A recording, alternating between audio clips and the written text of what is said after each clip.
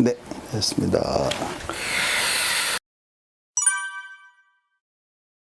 너무 반갑고요. 네, 안녕하세요. 자기소개를 부탁드립니다. 네, 저는 그 지역사회에 정신재활시설을 일하는 것이 있어요. 정신적 어려움을 갖고 그 지역사회에서 살아가고 계시는 분들의 그 회복과 그 재활을 지원하기 위해서 마음샘 정신재활센터 원장입니다. 이름은 장명찬입니다. 네, 반갑습니다. 네. 정신건강사회복지사가 있다는 것도 원장님 인터뷰 준비하면서 처음 알게 되었거든요. 네. 관련해서 간단하게 좀 소개를 부탁드리겠습니다. 이 정신건강복지법에 정신건강전문요원 제도라는 게 있습니다. 그래서 이 정신건강전문요원에 간호사, 또 임상심리사, 사회복지사가 있습니다. 이러한 자격을 취득한 정신건강사회복지사들이 정신건강 관련 기관에서 이제 뭐 대표적인 게 병원이 되겠죠. 또 요즘에는 더 많이 활동하고 있는 곳이 이제 지역사회, 저처럼 이런 지역사회에서 이 정신장애인들의 회복을 지원하는 시설을 개업하기도 합니다. 네. 관련해서 전공하게 된 계기도 더 궁금하거든요. 제가 이제 초창기에는 사실은 이제 지역사회에서부터 시작한 게 아니고 저는 이제 병원에서 이 의료사회복지사의 길을 가고 있었죠. 그런데 병원에서 근무하다 보니까 퇴원한 환자분이 다시 재발을 하셔가지고 계속 이렇게 입원과 퇴원을 반복하는 모습을 보이시는 거예요. 그래서 왜 저렇게 우리는 잘 치료가 됐고 회복이 됐다 해서 퇴원을 시키는데 어떤 이유로 집에 돌아가셔서는 잘 적응을 하지 못하실까.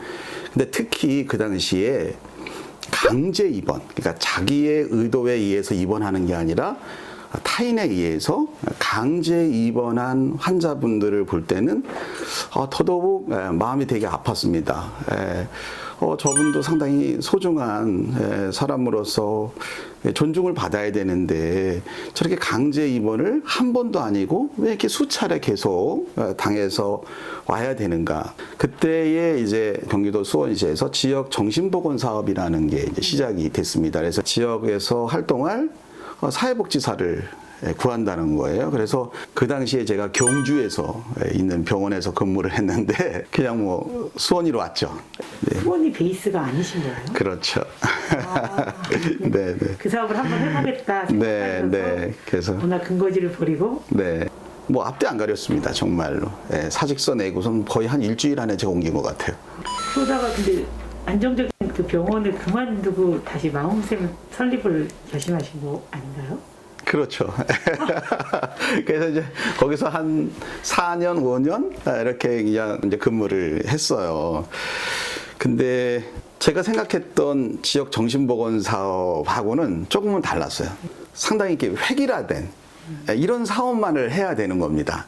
이 정신보건센터에서 근무하는 동안 제가 느낀 게 이분들도 일을 하고 싶어 한다는 걸 제가 느꼈어요. 다시 말하면 나도 좀 지역사회에서 일을 하면서 쉽게는 내 용돈도 내가 좀 벌고 좀 더 수입이 좀 되면 본인도 첫 월급 타가지고 부모님한테 선물도 해주고 싶어 하고 뭐 이런 얘기들을 막 하시는 거예요. 이분들하고 상담하고 프로그램 하다 보니까. 그래서 한번 이분들과 조그만 직업재활 사회복지 시설을 한번 해보면 어떨까? 근데 사실은 그러한 그 시도를 하려면 공간이 있어야 되잖아요. 그래서 이 공간이 사실은 얻기가 너무도 힘든 거예요. 그러던 차에 윗선배님이신데 한참 나이가 많은 선배님이 지역에서 그 복지관을 운영하고 계셨었어요. 예, 근데 내가 운영하고 있는 복지관의 한쪽에 한 3평 반 정도 공간이 있는데 이 3평 반도 네가 와서 운영할 수 있어? 이렇게 얘기를 하시는 거예요. 근데 사실은 3평 반이 탁구대 반쪽을 놓으면 딱 3평 반이에요. 탁구대 두 쪽이 아니라 한쪽. 그래서 그런 그 공간을 거기에 책상을 하나 놓고 처음에 환자분 2분하고 시작했습니다. 공간 어떻게 마련했더라도 사실 운영비가 들어가잖아요. 정말 저는 뭐 운영비에 대해서는 전혀 생각을 안 했어요. 그냥 내가 이분들과 정말 재밌게 지내면 이게 될 거라고 생각했던 거죠. 그런데 전화도 놔야 되고 관리도 해야 되는 이런 것도 들어갈 텐데 상당히 그게 어려움이 있었어요. 그런데 저는 인복이 있는 것 같아요. 그 예전에 알고 지냈던 정신보건센터나 아니면 병원에서 근무할 때 알고 지내셨던 분들이 조금씩 후원을 해 주셨어요, 사실은. 개미 후원자라고 하는데요. 정말 1,000원씩 후원하는 사람도 있었어요. 학생들. 이런 아주 개미 후원자들이 있었죠. 사실 지금 생각하니까 너무 정말 이분들한테 되게 감사했죠. 부담이 어쨌든 삶이나 이런 네. 분들의 마음을 움직였을 거라고 생각이 드는데요. 근데 아마 그거보다는 저하고 같이 있는 그 장애를 가지신 분들이 생활하는 모습들, 또 그 당시엔 제가 조금만 보호 작업이라는 일을 했었어요. 그 우리 생일날 이렇게 모자 같은 거 이렇게 쓰잖아요. 그러면 이 모자를 접어서 이렇게 끈이로 하는 거, 그런 것을 했었어요. 그럼 그거 하나 만들면 그게 전이라는 단어 아세요? 네. 2원 50전. 3원도 아니고 2원 50전. 그런 보호 작업을 했었어요. 근데 이 작은 보호 작업이지만 저가 납품 날짜를 맞춰줘야 되거든요. 근데 사실 그걸 우리 분들하고 저하고 아무리 해도 맞추기가 힘든 거예요. 그럴 때 그 학생 자원봉사자들 와서 같이 밤늦게까지 해주고요. 그 친구들은 그때 그 기억이 나중에 찾아와서 그때가 참 좋았어요 하니까 되게 저는 감동이었었어요, 정말. 그 보호 작업을 계속 하시면서 비용들을 만들어. 그렇죠. 처음에는 대부분이 이제 직업재활이다 하면 시작하는 게 아마 보호 작업일 거예요. 획일화된 공간 안에서 단순 작업인 거죠. 사실은 저는 그 당시에도 또렷한 단계를 두고 있었어요. 이게 뭐였냐면 우리 정신장애들이 가장 힘들어하는 부분이 사람들을 만나는 것, 자신감을 가지고 사람들을 만나는 것, 사람들 앞에 나가는 게 가장 힘들 거라고 저는 생각했어요.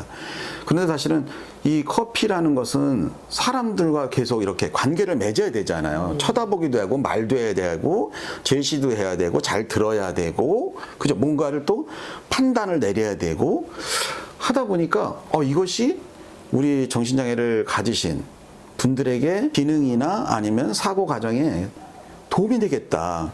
실제로 그분들이 지금 롱런하면서 직장에 잘 다니시고 계시는 분들이 있는데 그분들이 그 얘기를 하시는 거예요.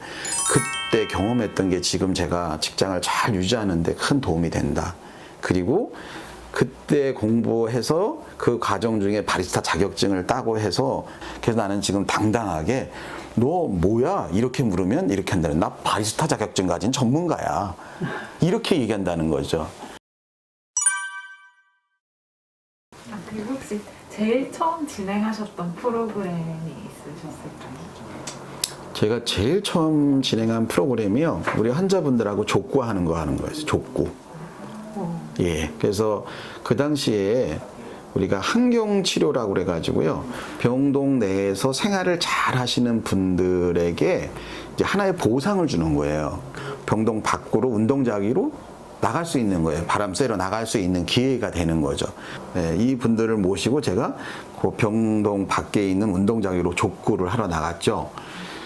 그런데 족구를 하다가 한참 족구를 재밌게 하고 있는데 나중에 들어오려고 병동으로 들어오려고 하다 보니까 환자분이 한 분이 비는 거예요. 안 계시는 거예요. 분명히 나갈 때는 8분을 모시고 나가고 있는데 한 분이 없는 거예요. 끝나고 보니까. 이 한 분은 어디로 갔을까요? 집으로 도망갔습니다. 그러니까 얼마나 집으로 가고 싶었으면, 그러니까 이 분은 정말 병동 내에서 생활을 열심히 한 거죠. 뭐 하려고? 나 집에 가고 싶은 거였던 거죠. 실제는. 그런데 기회가 뭐예요? 족구를 하러 밖으로 나간 그 기회에 집으로 간 거죠. 근데 참 이분이 참 귀여우신 게 집에 가셔가지고 저한테 전화를 하신 거예요. 장명찬 선생님 너무 걱정하지 마세요. 더 집에 잘 도착했어요. 그러니까 이따 저녁 때 저희 집이 어딘데 오시면 저랑 같이 가요. 하고 다시 집에 가서 그분하고 같이 저녁 먹고 그분을 모시고 병동 안으로 데리고 들어오는데요. 정말 많은 생각을 했어요. 그러니까 왜 이 분들이 자기의 의지하고 상관없이 강제로 이렇게 입원돼 있어야 되는가. 근데 물론 이분들하고 같이 살고 있는 가족들의 마음을 모르는 건 아니죠. 당연히 헤아리죠. 하지만 그래도 이 분은 얼마나 집에 가고 싶었겠어요. 예, 엄마 아버지가 보고 싶었겠어요. 가장 큰 힘이 네. 되어주는 사람은 누굴까 그것도 궁금해지는데요. 저는 서슴지 않고 우리 정신장애를 가진 당사자라고 말씀드리고 싶어요. 예. 간혹 제가 이제 우리 정신장애 당사자를 컨슈머, 소비자라고 부르거든요. 이 소비자가 제가 하고 있는 정신재활 서비스를 선택하지 않는다면 저는 필요가 없지 않겠습니까? 그러니까 제가 이분들을 위해서 이러한 프로그램을 만드는 것이 중요하다고 얘기할 수 있겠죠. 하지만 이분들이 나만 의미를 가지고 있는 프로그램을 선택하지 않는다면, 예, 저라는 사람은 이분들에게 필요한 존재일까? 이분들의 마음을, 이분들의 선택을 받지 못하면서 어떻게 제가 전문가라고 하겠습니까? 그럼 마음쌤 운영 과정에서 원장님이 가장 중요하게 신경 쓰시는 요소는 무엇일지 궁금하거든요. 저는 이것도 지역사회 속에서의 공존을 저는 되게 중요하게 다룹니다. 왜냐하면 우리가 어차피 우리 장애를 가지셨던 우리 분들이나 저나 지역사회에서 살아가야 되잖아요. 예, 그리고 우리가 추구하는 행복이라는 것은 그 삶이 존재해야 되는데 그 삶이 어디 속에서 기본적으로 존재하느냐? 그것은 가족과 지역사회라고 생각하거든요. 우리는 이걸 공동체라고 하죠. 예, 그렇기 때문에 저는 공동체의 어떤 철학이나 가치, 이것은 절대 흔들리지 말아야 되겠다라는 생각은 누누이 되새기고 있습니다. 예, 말씀 듣다 보면 보람 있는 순간이 항상이실 것 같긴 한데요. 그래서 가장 보람 있었던 순간은 언제일까요? 정말 답을 말씀하셨어요. 항상 보람이 있어요. 순간순간이 정말. 그런데 제 기억에 조금은 그래도 이렇게 남아있는 게 뭐냐면 보호작업장 할 때 시절인데 그 당시에 저희가 한 달 동안 열심히 그 생일에 쓰는 모자를 만들어야 받는 월급이 얼마였냐면 6,000원에서 8,000원이었어요. 한 달 동안 받는 비용이. 정말 열심히 하셨고, 그 돈의 가치는 아마 상당히 그냥 실제적인 그 가격으로는 따지기 어려울 정도일 거예요. 그 돈을 받고선, 출근하다가 어제 그 자기랑 같이 앉아서 그 모자를 만들 때 제 양말을 보니까 양말이 바닥이 빵꾸 나 있었다는 거예요. 근데 저도 몰랐어요. 근데 그 양말이 빵꾸 난 걸 보고 원장님한테 양말을 사드려야 되겠다. 이렇게 생각이 들었다는 거예요. 그래서 아침에 올 때에 본인이 받은 그 몇천 원 안 되는 돈에서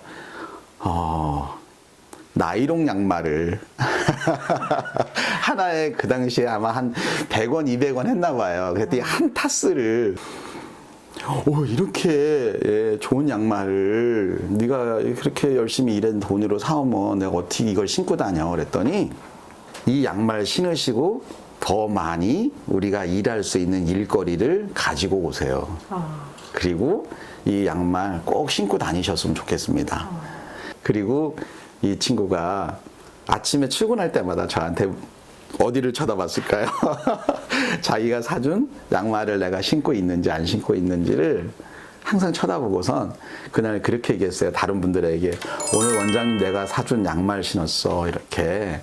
사실은 그러고 나서 한동안 제가 양말을 살 일이 없었어요. 우리 분들이 월급만 타면 양말을 사는 거예요. 가장 어려운 게 있을 것 같아요. 그러니까 뭐 초반에 제가 할 때는 2-3명 했잖아요. 근데 지금은 저희 센터에 이제 120명의 장애인분들이 이용을 하고 계시고 이분들 중에서 지금 70여 분 이상이 지역사회 이제 직장에서 일을 하시고 직업 활동을 하고 계시거든요. 그런데 아직도 여전히 사실은 지역사회에서 정신장애를 가지고 계신, 어떻게 보면 정신질환을 가지고 계신 분들에 대한 이 부정적인 인식, 이게 아직도 사실은 좀 남아 있습니다. 예. 저 같은 경우도 마찬가지지만 정신장애인을 마주한 경험이 없다 보니까 네. 이렇게 어울리는 방법을 모른다는 생각도 들거든요.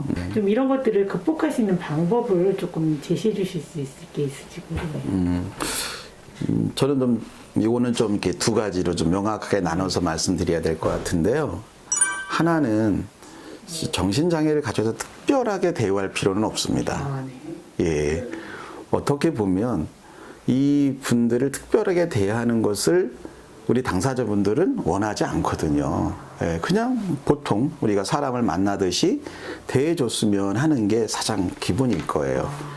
그런데 두 번째는 혹시나 정신과적인 질환이 있어서 자신이 위험하거나 아니면 타인을 위험하게 할 수 있을 수도 있잖아요. 그럴 때는 사실은 지금 우리나라가 상당히 그 보건 시스템이 잘 돼 있어요. 지역의 정신건강복지센터라든가 저희 같은 정신재활센터 또 지역의 보건소 빨리 이렇게 도움을 요청할 수 있는 곳에다가 도움을 요청하시는 게 되게 좋습니다. 그래서 또 더 나아가서는 이런 장애를 가지신 분들하고 어울릴 수 있는 기회가 있다라면 한번 같이 어울려 보셨으면 좋겠어요. 그래서 저희 기관에서도 한 달에 한 번씩 작은 음악회라고 그래가지고 그 주민들과 함께 어울리는 음악회를 해요. 근데 그 음악회에 참여하는 그 배우들이 또 노래도 하고 연극도 하고 그러는데요. 우리 당사자분들이세요. 예. 이런데 좀 같이 참여하셔서 저렇게 저분들도 우리랑 똑같이 즐기고 또 저렇게 재주가 있구나 이러면서 좀 할 수 있고 또 하나는 좀 자원봉사 활동의 기회가 있다라면 사실은 자원봉사 활동이 어려운 게 아니에요. 이분들과 같이 등산도 같이 가고 이분들과 같이 식사도 같이 해주고 음악회도 같이 가고 다시 말하면 이분들 옆에 함께 있어주는 거예요. 지금은 사실은 누가 신경만 쓰면 그럴 기회는 많이 있는 많이 거죠. 있죠. 연령이. 네, 맞습니다. 가족들의 평가는 어떠실까 궁금합니다. 딸이 어느 날 오더니 그러는 거예요. 학교에서 물었다는 거예요. 아버지의 직업이 뭐냐고 했더니 우리 딸이 사회복지를 하는 사람이에요 라고 답을 하지 않고요. 우리 아빠는 본인이 하고 싶은 일을 너무도 잘 즐기고요. 그리고 본인은 되게 즐겁게 노는 것 같은데 우리 아빠를 좋아하는 사람들이 너무 많아요. 그래서 저는 아빠가 무엇을 하는지는 모르지만 아빠가 되게 자랑스러워요. 이렇게 얘기를 했다는 거예요. 그래서 웃음도 나왔지만 한편으로는 우리에게 내가 무엇을 하는지 무슨 일을 하는지를 가르쳐주는 것도 중요하지만 내가 하고 있는 것을 즐겁게 하는 일을 보여주는 게 되게 중요한가 보다. 이렇게 열심히 사셨는데 사람들이 어떤 사람으로 기억을 해줬으면 하시나요? 전 지금도 좋은데요, 뭐.